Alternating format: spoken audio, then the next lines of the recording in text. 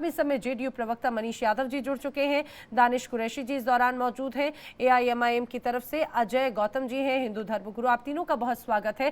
पहला सवाल मनीष यादव जी मैं आप ही से समझना चाह रही हूँ, क्योंकि आप साथी हैं एक तरह से गिरिराज सिंह के गठबंधन वाली सरकार के। मुझे एक बात जरा समझाने की कोशिश कीजिए कि गिरिराज सिंह क्या कहना चाह रहे हैं, उनके इस बयान को कैसे देखा जाए।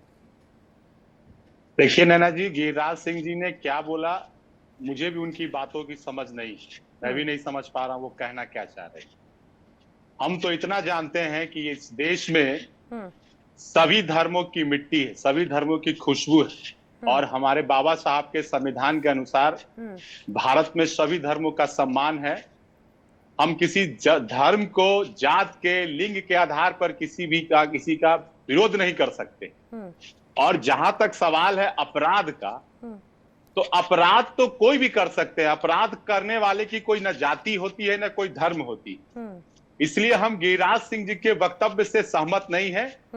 हम भारतवासी बाबा साहब के संविधान में विश्वास करते हैं और सभी धर्मों का हम सम्मान करते हैं। ठीक है, लेकिन ये कहा जाए कि आप उनके इस बयान का खंडन करें, एक तरह से आप उनका समर्थन नहीं कर रहे हैं, आप उनकी इस बात को समझ भी नहीं पा रहे हैं, ना आप समझा पा रहे हैं, इसको ऐसे देखा जाए। अजय गौतम जी से ही मैं समझने की जरा कोशिश कर लेती हूँ, फिर मैं दानिश जी का रुख करूंगी।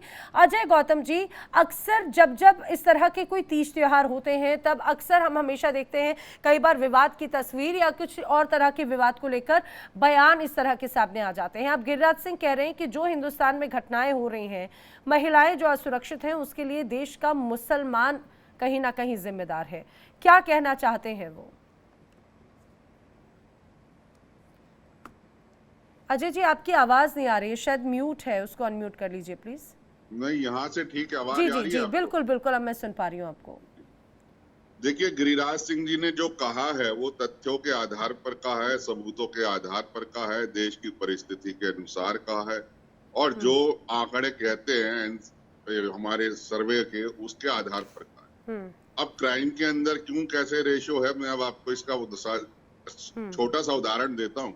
दिल्ली में एक तिहाड़ जेल है जो मेरे ख्याल एशिया की सबसे बड़ी जेल है। उस तिहाड़ जेल के अंदर अगर आप वहां पर जाकर देखेंगे कि कौन से कैदी किस धर्म से जुड़े हुए हैं, किस धर्म से जुड़े हुए लोगों के अपराधों के अंदर सबसे ज्यादा है, तो कहने की आवश्यकता नहीं पड़ेगी कि जहां देश की आबादी के अंदर प्रतिशत है 20% और क्राइम के अंदर प्रतिशत जो है वो 60 से 70% है। ये मैं नहीं कह रहा, ये तिहाड़ जेल के आंकड़े कह रहे हैं। तो ये आप बता दीजिए, और जिसमें अधिकतम जो अपराध हैं वो महिला सुरक्षाओं से है और तमाम तरीके के जघन्य अपराध है। तो जो गिरिराज सिंह जी ने कहा है वो कोई गलत थोड़ी ना कहा है। और तिहाड़ में जेल के अंदर भी क्या, अगर कोई कैदी है तो उसको जो खाना मिल रहा है, उसको जो मेडिकल सुविधाएं मिल रही हैं, वो एक आम देश के जो एक। लेकिन अजय गौतम जी, जब हम बात करते हैं गंगा जमुनी तहजीब की, हिंदू मुस्लिम भाई भाई वाली, तो फिर वो कॉन्सेप्ट कहाँ चला जाता है? क्या वो सब धकोसले हैं? गंगा जमुनी तहजीब की वो लोग बात करते हैं जिन्हें ये नहीं पता ये मुहावरा निकला कहाँ से है। जब अलाउद्दीन खिलजी भारत में आया था, उसने 10,000 हिंदुओं का कत्ल करके उनके जो धड़ थे वो गंगा में बहाए थे और 5,000 हिंदुओं का कत्ल करके जमुना में बहाए थे। तब ये शब्द बना था गंगा जमुनी। ठीक है, ये तो इसलिए गंगा जमुनी का मतलब ये है, तहजीब नहीं थी। गंगा में भी हिंदुओं को काट के डाला गया था, जमुना में भी हिंदुओं को दानिश कुरैशी जी आपकी इस बात पर हंस रहे हैं और कुछ कहना चाहते हैं, मैं रिएक्शन ले लेती हूं। मुहावरा नहीं है, ये सटायर है। ठीक है, और ये अलाउद्दीन खिलजी के समय से है। ठीक है, दानिश कुरैशी जी जरा समझाने की कोशिश कीजिए, क्योंकि गिरिराज सिंह जी ने बड़ी बात कही है। उनका कहना है कि पूर्वजों की तरफ से गलती हुई है, क्योंकि यहाँ पर वो एकजुटता नजर नहीं आती, वो वैमनस्यता की भावना एक अलग रूप की है। देखिए नैना जी, सबसे पहले मैं आपको एक बात कहूँगा कि दरअसल अगर तारीख में आप लौटते रहेंगे तो आप कभी चैन की नींद सो नहीं पाएंगे। आप अगर अपने बुजुर्गों के लिए इन शब्दों का प्रयोग कर रहे हैं कि उन्होंने बेवकूफी की, इसका मतलब ये है कि आपको उनकी अकल पर, उनकी ज़हनियत पर, उनकी सोच पर, उनकी काबिलियत पर सवाल है। और देश के बड़े जो नेता रहे हैं आजादी के पहले, जिन्होंने जो भी फैसला लिया, हालांकि ये फैसला भारत के पक्ष में नहीं था, लेकिन उसके बावजूद भी नैना जी, मैं माफी के साथ कहना चाहूंगा कि हमारे पैनल पे कोई भी पैनलिस्ट बैठा हो, अगर शायद वो आदमी दिमाग से पैदल भी होगा, तब भी क्या वो अपने माता पिता के लिए अपशब्दों का प्रयोग कर सकता है? नहीं कर सकता।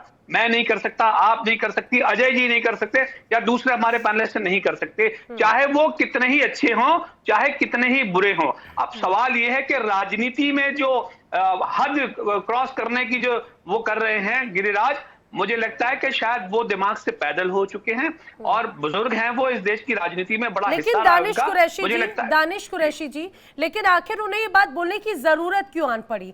दरअसल हाँ, पिछले कुछ वक्त में ऐसी कई घटनाएं नवरात्रि के दौरान ही हुई। कई ऐसे पंडालों से, गरबा स्थलों से ऐसे तमाम लोगों को पकड़ा गया जो अपनी पहचान छुपाकर, दूसरी पहचान बताकर, हो सकता है कोई किसी का नाम सलीम हो लेकिन वो राहुल बताकर अगर जाता है और वहां पर एक अलग माहौल बनाने की कोशिश करता है, तब सवाल खड़े होते हैं, आखिर क्यों जरूरत पड़ी इस तरह की? हाँ, मैं अब इसका जवाब दूं। देखिए, हम आपको एक बात करें, देश के 543 जो रजवाड़े थे, इन तमामों को इकट्ठा किया देश के नेताओं ने, और इकट्ठा करके जो बात कही थी, बहुत ध्यान से सुनिएगा, जो बात कही थी वो ये बात कही थी कि हम लोगों को समानता देंगे, इंसाफ देंगे। मुझे बताइए, 4 करोड़ से ज्यादा केसेस अलग अलग अदालतों में पड़े हैं देश के, तो क्या इंसाफ हुआ? तो क्या वो लोग जाके ये क्लेम करते कि जो कंडीशन आपने भारत संजोने की बात की थी तो आप भारत का खंडन कर रहे हैं? तो ऐसा नहीं हो सकता ना। आप सरकार में, गिरिराज सिंह जी जो हैं सरकार का हिस्सा है, सरकार के हिस्सा होने के बावजूद भी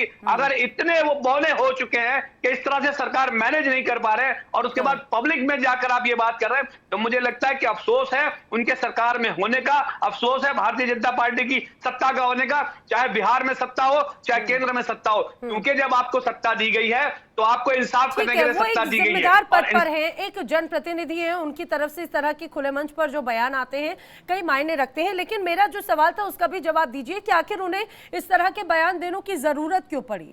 आखिर क्यों ऐसे लोग हैं जो अपनी पहचान छुपाकर जाते हैं, जिससे असुरक्षा की भावना पैदा होती है, और गिरिराज सिंह जी जैसे लोग उसी पर बयान देते हैं? फिर देखिए, मुझे ऐसा लगता है कि ये वही लोग हैं। जी,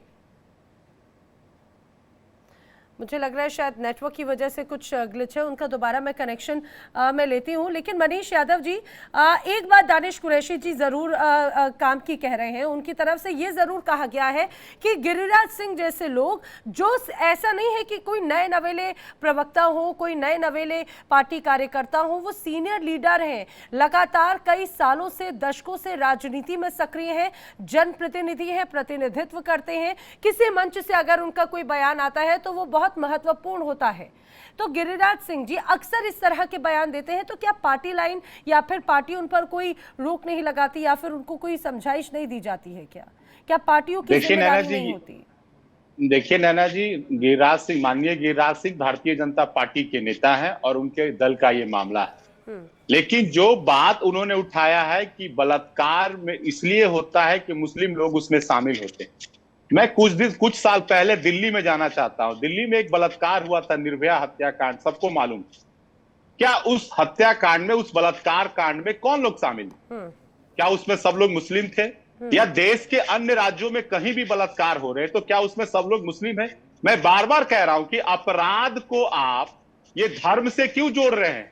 हाँ। कोई भी व्यक्ति अपराधी का ना कोई जाति होता है ना कोई धर्म होता है। हाँ। वो किसी भी धर्म का हो सकता है, किसी भी जात का हो सकता है। उसके लिए कानून बने हैं। अगर कोई भी अपराध करेगा तो उसके लिए कानून है, कानून के तहत सजा मिलेगी। लेकिन भारत की तो ये खूबसूरती है कि गठबंधन के साथी है गिरिराज सिंह जी। जेडीयू का स्टैंड आखिर क्या है देखा जाए तो गिरिराज सिंह जी? नैना जी, मैंने आपको पहले ही कहा कि हमारे नेता और हम लोग की पार्टी इस प्रकार के बयान से सहमत नहीं है। हमारे नेता आदरणीय नीतीश कुमार जी सभी धर्मों का सम्मान करते हैं और सभी धर्मों को आगे लेकर चलते हैं। बिहार में जब से आदरणीय नीतीश कुमार जी के नेतृत्व में सरकार बनी है, आप कोई भी ना धार्मिक उन्माद देखे होंगे, ना कोई जातीय उन्माद देखा होगा आपने। सभी धर्मों ऐसी क्या मजबूरी है? ठीक है, आप खुलकर विरोध तो कर रहे हैं, लेकिन ऐसी क्या मजबूरी है कि सीधे उन तक बात नहीं पहुंचाई जा सकती? आखिर ये किस तरह से विचारों का मतभेद है?